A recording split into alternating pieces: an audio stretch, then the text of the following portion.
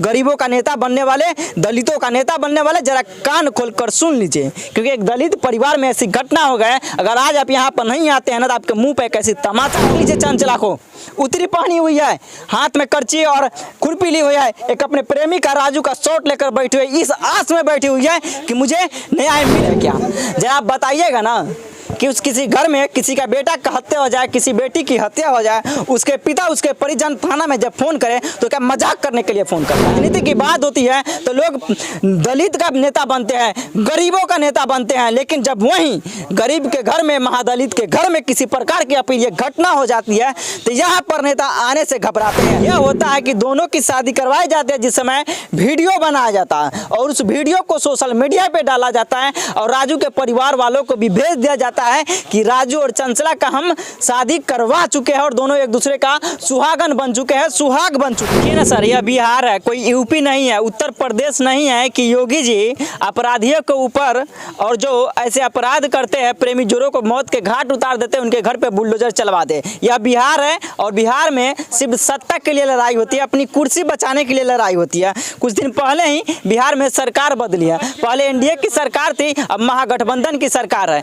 यहाँ पे सिर्फ लोग अपने सीट के लिए, कुर्सी के लिए मरते हैं। एक दलित परिवार में अप्रिय घटना हो जाती है, उस अप्रिय घटना को बोलने समय 1% भी पीछे नहीं हटूंगा। वह अप्रिय घटना है राजू और चंचला की। राजू चंचला एक दूसरे से बेपनाह मोहब्बत करते थे और ये बेपनाह मोहब्बत को चंचला के परिवार वालों ने इस कदर मौत के घाट उतार दिया जो बोलने में मुझे आंख से आंसू आ रहे हैं। परिवार वालों ने राजू को अपने घर बुलाता है और राजू को शादी करवाने के बाद, जी हाँ आप ध्यान से सुनिएगा, राजू के परिवार वालों ने राजू और चंचला का शादी करवाने के बाद दोनों को मौत के घाट उतार दिया जाता है। और इस बीच में यह होता है कि दोनों की शादी करवाई जाती है, जिस समय वीडियो बनाया जाता है और उस वीडियो को सोशल मीडिया पे डाला जाता है और राजू के परिवार वालों को भी भेज दिया जाता है कि राजू और चंचला का हम शादी करवा चुके हैं और दोनों एक दूसरे का सुहागन बन चुके हैं, सुहाग बन चुके हैं। लेकिन होता यह है कि शादी के कुछ समय बाद राजू को बेरहमी से मारकर गांव के सिवान जो होता है ना, जिसको बॉर्डर कहा जाता है,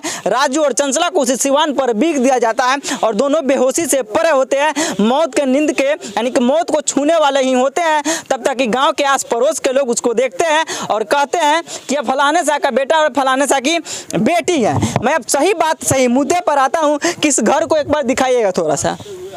इस घर को देख लीजिए, यह चमचमाता ताजमहल नहीं है, कोई यहाँ पे चमचमाता ताजमहल और छत का नहीं है, बिजली पंखा की व्यवस्था नहीं है, एक टाट का घर है, खपरेल घर है। यह महादलित का घर है। महादलित से मैं आपको याद दिला दूं कि जब भी बिहार में राजनीति होता है, चुनाव होता है, जब भी राजनीति की बात होती है तो लोग दलित का नेता बनते हैं, गरीबों का नेता बनते हैं, लेकिन जब वहीं गरीब के घर में, महादलित के घर में किसी प्रकार की अप्रिय घटना हो जाती है तो यहाँ पर नेता आने से घबराते हैं। उनको शर्म आती है कि महादलित के घर में हम कैसे जाए, वहाँ पे मुझे छुआछूत वाली घटना हो जाएगी, मेरे साथ छुआछूत वाली न्याय और अन्याय हो जाएगी, मेरा देह छुआछूत वाली हो जाएगी। यहाँ पर कोई नहीं आता है। देख लीजिए चंचला को उतरी पहनी हुई है, हाथ में करची और खुरपी ली हुई है, एक अपने प्रेमी का राजू का शॉट लेकर बैठी हुई है, इस आस में बैठी हुई है कि मुझे न्याय मिलेगा। देख लीजिए उस लड़की को, उस लड़की को देख लीजिए। इस थाना अधिकारियों से, मैं इस यहाँ के लोगों से बात किया तो पता चला, जब यहाँ परिजन ने थाने में फ़ोन किया तो थाने के चौकीदार और थानेदार बोले कि हमसे मजाक करने के लिए फ़ोन किया है क्या। जरा आप बताइएगा ना कि किसी घर में किसी का बेटा का हत्या हो जाए, किसी बेटी की हत्या हो जाए, उसके पिता उसके परिजन थाना में जब फ़ोन करे तो क्या मजाक करने के लिए फ़ोन करता है? नहीं साहब, वह दर्द है, वह गरीबी है, वो अपना दर्द बता नहीं सकता, सिर्फ रोता है, आंखों में आंसू दिखाकर सारा कहानियों को बताता है। लेकिन वहाँ के थाना यह कहते हैं कि मजाक करने के लिए फ़ोन किए क्या, खाना पीना खाकर शराब पीकर मजाक करने के लिए फ़ोन किए हैं। उसी आस में वह चंचला बैठी है आज कि मुझे न्याय मिलेगा। उस लड़के का, अपने पति का खुद मुखाग्नि दिया है, खुद उतरा बनी है, उतरी पहनी हुई है। मुखाग्नि एक लड़की नहीं देती है, लेकिन अपने पति का मुखाग्नि चंचला दी है, इस आस में दी है और इस आस में सिर झुकाए, आंख से आंसू बहा रहा है, इस आस में बैठी हैं कि उसे न्याय मिल जाएगा।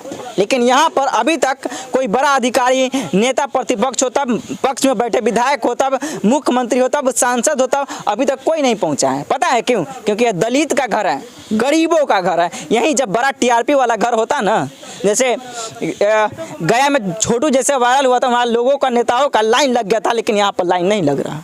यह बिहार को सोचने वाली बात है। बिहार कभी नहीं आगे बढ़ सकता। ये सकुशल बिहार के लिए सोचते हैं ना सर, ये सकुशल बिहार कभी नहीं हो सकता, क्योंकि यहाँ गरीबों का बिहार कहा जाता है। गरीबों का नेता बनने वाले, दलितों का नेता बनने वाले जरा कान खोलकर सुन लीजिए, क्योंकि एक दलित परिवार में ऐसी घटना हो गए, अगर आज आप यहाँ पर नहीं आते हैं ना तो आपके मुंह पे कैसी तमाचा होगा। चुनाव आने वाली है, याद रखिएगा कि राजू चंचला जैसे इस बिहार में बहुत सारे घटना होते हैं, बहुत सारे दब जाता है। दबने का कारण वहाँ का स्थानीय थाना होता है। जिस तरह बता रहा है यहाँ के लोग फोन करते तो बोलते मजाक करने के लिए फोन किए हैं, उसी तरह इस मामले को दबाया जा रहा है। अगर इस वीडियो को देखने के बाद आपको थोड़ा सा भी आंख में लाज है, शर्म है, अगर आपकी नैतिकता खत्म नहीं हुई है तो इसी परिवार में आइए। यह नानपुर थाना क्षेत्र में पड़ता है राजू चंचला। अगर इस थाना क्षेत्र में आकर कहीं भी पूछेगा, सीतामढ़ी में भी कहीं भी पूछेगा, शायद ये खबर पूरे बिहार में भी चलेगी, बिहार में कहीं से पूछेगा कि राजू चंचला का घर कहाँ है तो डायरेक्ट आपको यहाँ पर खींच कर लाएगा। गरीबों का राजनीति करने वाले, महादलित का राजनीति करने वाले जरा ध्यान से सुनिए और इस बेटी को, इस बाप को, इस चाचा को, सभी को न्याय दिलाने का कोशिश करिए। हमारी प्रयास यही रहेगी। बाकी आप शाह न्यूज़ देख रहे थे, इस वीडियो को शेयर करिए ताकि राजू चंचला को न्याय मिल सके। धन्यवाद आप सभी मित्रों का।